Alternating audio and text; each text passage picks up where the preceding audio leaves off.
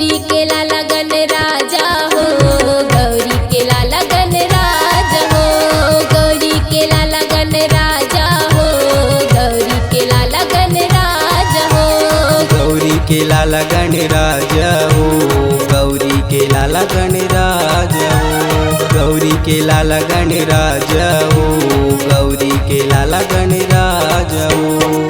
पहली पूजा तोर होवत है,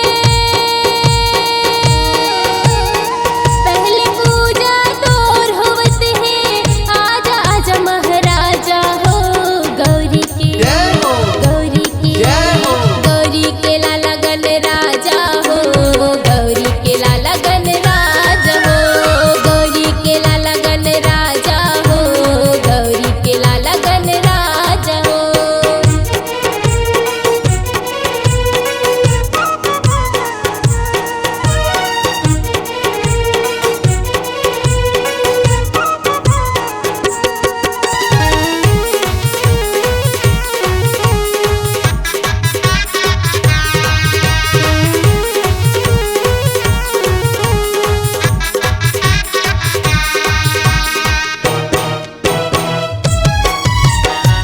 भादो महीना 11 दिन भर आके तहा विराजे, आके तैहा विराजे गजानन, आके तैहा विराजे।